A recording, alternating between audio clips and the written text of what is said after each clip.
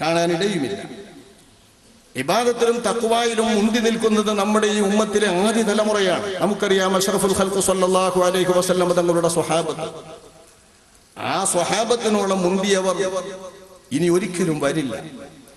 പിന്നീട് അതിന് ശേഷമുള്ളവർ, തൊട്ടതിന് ശേഷമുള്ളവർ, അങ്ങനെ ഓരോ കാലത്തും പിന്നിട്ട് വരുംതോറും ഇബാദത്തും തഖ്വായും കുറഞ്ഞു വരികയല്ലാതെ, നന്മയും തഖ്വായും ഇബാദത്തും മുൻഗാമികൾക്ക് കൂടി വരികയല്ലാതെ, പുതിയ ആളുകൾക്ക് ഇബാദത്തിലും തഖ്വായും കൂടുന്ന അർത്ഥത്തിലുള്ള ഒന്നും ശറയിൽ കാണുകയില്ല. എല്ലാ വിഭാഗത്തിനും അള്ളാഹുവിനെ പുൽകാൻ, പരലോക രക്ഷ കിട്ടാൻ, അള്ളാഹുമായി സന്ധിക്കാൻ, അള്ളാഹുവിന്റെ പൊരുത്തം നേടാൻ, അള്ളാഹുവിനെ കാണാൻ, ശാശ്വതമായി പരലോകത്ത് ജീവിക്കാൻ ഉദ്ദേശിച്ചുകൊണ്ടുള്ള ചടങ്ങുകളും ഇബാദത്തുകളുമാണ് അള്ളാഹു തആല നിശ്ചയിച്ചിട്ടുള്ളത്. ഖുർബത്തുകളായും ത്വാഅത്തുകളായും ഇബാദത്തുകളായും അള്ളാഹു തആല പല രീതിയിൽ നിശ്ചയിച്ചിട്ടുണ്ട്.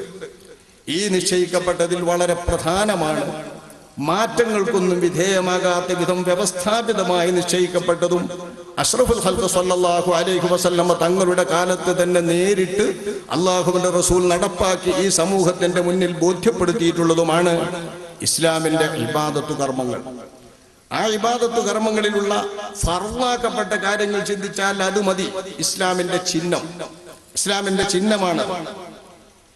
ഏവർക്കും ഒരേ വിധത്തിൽ നിർവഹിക്കാൻ പറ്റുന്ന വിധത്തിൽ ഭാഗമാക്കി അല്ലാഹു സുബ്ഹാനഹു വ തആല നിശ്ചയിച്ചിട്ടുള്ള ചിഹ്നം. ഇവയിൽ ഏതവസരത്തിലും എല്ലാവർക്കും നിർബന്ധമായ ഇബാദത്ത് എല്ലാവർക്കും അറിയാം. നിസ്കാരം, നിത്യേനയുള്ള 5 നേരത്തെ നിസ്കാരം ജമാഅത്തായിക്കൊണ്ട് ഇസ്ലാമിന്റെ ശിആർ, ചിഹ്നം വെളിപ്പെടുന്ന രീതിയിൽ നിർവഹിക്കുവാൻ ഈ സമൂഹം നിർദ്ദേശിക്കപ്പെട്ടിരിക്കുന്നു. ആഴ്ചയിലൊരിക്കൽ ജുമുഅ എന്ന പേരിൽ ഇസ്ലാമിന്റെ ചിഹ്നം വെളിപ്പെടുന്ന രീതിയിൽ നടത്തുവാൻ ഈ സമൂഹം നിർദ്ദേശിക്കപ്പെട്ടിരിക്കുന്നു. ഇസ്ലാമിലേക്കുള്ള സമ്പൂർണ്ണ ദഅവത്ത് വിളിയായി നമ്മൾ ബാങ്ക് കഴിഞ്ഞാൽ ദുആ ചെയ്യുന്ന ദുആയിലുള്ളതാണ് അല്ലാഹുമ്മ റബ്ബ ഹാദിഹി ദഅവത്തി താമ്മ. സമ്പൂർണമായ ഈ പ്രബോധനത്തിന്റെ, ഈ ദഅവത്തിന്റെ യജമാനനായ അല്ലാഹ് എന്നാണ് നമ്മൾ അല്ലാഹുവിന് ദുആ ചെയ്യുന്നത്. സമ്പൂർണമായ ദഅവത്ത്. ആ ദഅവത്തായി അല്ലാഹു തആല നിശ്ചയിച്ചിട്ടുള്ള ബാങ്ക് ഓരോ ഗ്രാമവും ബന്ധപ്പെട്ടുകൊണ്ട് ചിഹ്നം വെളിവാകുന്ന രീതിയിൽ മുഴങ്ങിക്കൊണ്ടിരിക്കേണ്ട ഇബാദത്ത് ഇസ്ലാമിന്റെ വിളംബരമാണ്, ഇസ്ലാമിലേക്കുള്ള പ്രബോധനമാണ്, ഇസ്ലാമിനെ പൊലിയാതെ ഈ ലോകത്ത് നിലനിർത്തുന്നതിനു വേണ്ടി അല്ലാഹു തആല നിശ്ചയിച്ചിട്ടുള്ളതുമാണ്. ഇങ്ങനെയുള്ള ചിഹ്നങ്ങളായി നിശ്ചയിക്കപ്പെട്ടിരിക്കുന്ന നിസ്കാരമടക്കമുള്ള ഇബാദത്തുകളെല്ലാം മനുഷ്യന്റെ സാധ്യതയും കഴിവും അനുസരിച്ചുകൊണ്ടാണ് അല്ലാഹു സുബ്ഹാനഹു വ തആല നിശ്ചയിച്ചിട്ടുള്ളത്. ശാസ്ത്ര സാങ്കേതിക സൗകര്യങ്ങളൊക്കെ വ്യത്യാസപ്പെടുമല്ലോ. അതിന്റെ സാധ്യതകൾ കാലങ്ങൾക്കനുസരിച്ച് മാറുമല്ലോ.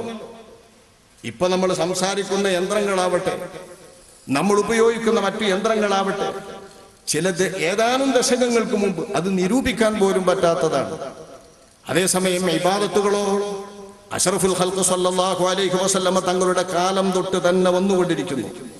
ഇങ്ങനെയുള്ള ഇബാദത്ത്, നിലനിന്നുകൊണ്ടിരിക്കുന്ന ഇബാദത്ത്, ഈ ഇബാദത്തിന്റെ അകത്ത് പുതുതായി വരുന്ന സൗകര്യത്തിനനുസരിച്ചിട്ടുള്ള എന്തെങ്കിലും പരിഷ്കാരത്തിന് ഒരിടം പോലും നിശ്ചയിക്കാത്ത, ഒഴിച്ചിടാത്ത വിധം അല്ലാഹു സുബ്ഹാനഹു വ തആല വളരെ സുഭദ്രമായി നബിതങ്ങളിലൂടെ സമ്പൂർണമാക്കി നിശ്ചയിച്ച് ഈ ലോകത്ത് പ്രതിഷ്ഠിച്ചിട്ടുള്ള, സ്ഥാപിച്ചിട്ടുള്ള, ഇനി ഒരിക്കലും ഇത് മറഞ്ഞു പോവുകയില്ലെന്നും ഖിയാമത്ത് നാൾ വരേക്കും നിലനിൽക്കുന്ന ഇബാദത്തുകളുടെ കൂട്ടത്തിൽ രൂപത്തിൽ നിലനിൽക്കുന്നത്, അന്ത്യനാൾ വരെ നിലനിൽക്കുന്നത്, അവസാനം മാത്രം ഉയർത്തപ്പെടുന്നത് നിസ്കാരമായിരിക്കുമെന്ന് അഷ്റഫുൽ ഖൽഖ് സ്വല്ലല്ലാഹു അലൈഹി വസല്ലം തങ്ങൾ പ്രസ്താവിച്ചിട്ടുള്ളതുമായ ആ നിസ്കാരത്തിൽ വിശേഷിച്ചും ആധുനിക യന്ത്രങ്ങൾക്കോ പുതിയ പരിഷ്കാരങ്ങൾക്കോ നമ്മുടെ കണ്ടുപിടുത്തങ്ങൾക്കോ ഒന്നും ഇടം പൊളിച്ചിട്ടില്ല.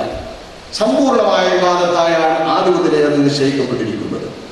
നമ്മുടെ പരിഷ്കാരങ്ങൾക്കനുസരിച്ച് അതിൽ ഓരോരോ കാലത്ത് ഓരോന്ന് കൂട്ടിച്ചേർത്താൽ പലവിധ നാശങ്ങളുണ്ടാവും, പല വിധാനത്തിന്. അതിൽ വളരെ പ്രധാനപ്പെട്ട ഒരനർത്ഥം നമുക്ക് ഇന്ന് അനുഭവൈകമായി എല്ലാവർക്കും ബോധ്യപ്പെടുന്ന ഒന്നാണ്. ആധുനിക യന്ത്രങ്ങൾ ഉപയോഗിച്ച് ശീലിച്ചതുകൊണ്ട് ഇസ്ലാമിക രീതിയിലുള്ള ഇബാദത്ത് ഇതാണ്. ഇതില്ലാത്ത ഒരു ഇബാദത്ത് ഒരു ഇബാദത്താണോ, ഒരാരാധനയാണോ? എങ്ങനെ അങ്ങനെ ഒരു ആരാധന നടക്കും എന്ന രീതിയിലുള്ള ചിന്ത, ഈ ചിന്ത എവിടം വരെ എത്തിക്കുന്നു നമ്മെ? മുൻഗാമികളൊന്നും നമ്മൾ നിർവഹിച്ചതുപോലെ ആ ഇബാദത്ത് നിർവഹിച്ചിട്ടില്ലെന്നും എങ്ങനെയാണ് അവരൊക്കെ ഈ ഇബാദത്ത് നിർവഹിച്ചു കൂട്ടിയത് എന്നുമുള്ള ഒരു അത്ഭുതം കൂറൽ, മുൻഗാമികളെ ശപിക്കൽ, ഇതൊക്കെ ഇതുകൊണ്ട് വരികയാണ്. ഇന്നത്തെ കാലത്ത് ആലോചിച്ചു നോക്കി, ഉച്ചഭാഷണിയുമായി ബന്ധപ്പെട്ട് നമ്മുടെ നിസ്കാരത്തിലോ ഖുതുബയിലോ ഇബാദത്തുകളിലോ ഇതുപയോഗിക്കുന്ന ചർച്ചയിലേക്ക് തന്നെ കിടക്കട്ടെ. ഈ യന്ത്രം ഉപയോഗിക്കാത്ത ഒരു ഇബാദത്തിനെ കുറിച്ച് സാധാരണക്കാരന്റെ മുമ്പിൽ, സാധാരണക്കാരൻ എന്ന് പറഞ്ഞാൽ തലയെ കെട്ടിയൊരു മൂല്യന്മാരൊക്കെ സാധാരണക്കാരൻ തന്നെയാണ് ഇവിടെ വിഷയം വരുമ്പോ അങ്ങനെ ആ അർത്ഥത്തിലാ സംസാരിക്കുക എല്ലാവരും. 1,00,000 ആളൊക്കെ കൂടിയല്ലേ എങ്ങനെ പിന്നെ നിസ്കരിക്കണം, എങ്ങനെ പിന്നെ ഖുതുബോദുക? അപ്പൊ ഹജ്ജിന് നമ്മൾ മക്കത്ത് കൂടിയ എങ്ങനെ അവിടെ ഖുതുബോദുക? ഹറമിലിപ്പോ നിസ്കരിക്കുകയാണെങ്കിൽ എങ്ങനെ അവിടെ നിസ്കരിക്കുക എന്ന് ഇന്നത്തെ രീതിയിലുള്ള അനുഭവം വെച്ചുകൊണ്ട് നമ്മൾ ചോദിക്കുമ്പോ ആരുടെ നിസ്കാരത്തെയാണ് നമ്മൾ ഇവിടെ കുറ്റപ്പെടുത്തുന്നത്? ഏത് നിസ്കാരത്തിലാണ് നമ്മൾ ഇവിടെ ന്യൂനത കാണുന്നത്? എങ്ങനെ മുത്തുനബിയും സ്വഹാബത്തൊക്കെ നിസ്കരിച്ചു എന്നാണ് നമ്മൾ ചോദിക്കുന്നതിനർത്ഥം.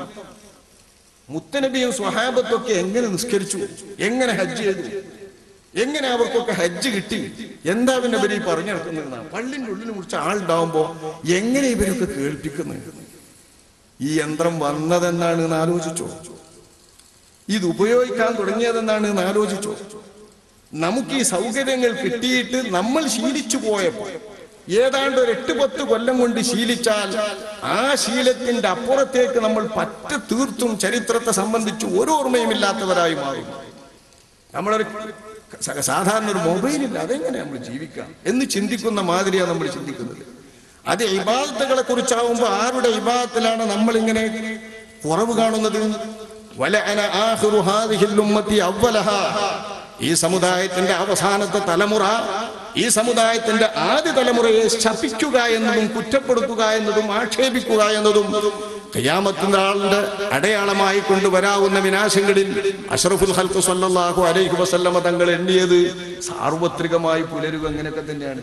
കുറ്റം പറയാന്നിറങ്ങി കണ്ട് ആരും സ്വഹാബാക്കളെ കുറ്റം പറയില്ല. നമ്മളെല്ലാവരും യഥാർത്ഥത്തിൽ കുറ്റപ്പെടുത്തുന്നു. എങ്ങനെയാണ് 1,00,000 ആള് കൂടുമ്പോൾ നിസ്കരിക്കാന്ന് ചോദിക്കുമ്പോ അള്ളാന്റെ റസൂലിനും സ്വഹാബത്തിനും ഈ നിസ്കാരം അറിഞ്ഞുകൂടാനൊന്നല്ലേ വരുന്നത്?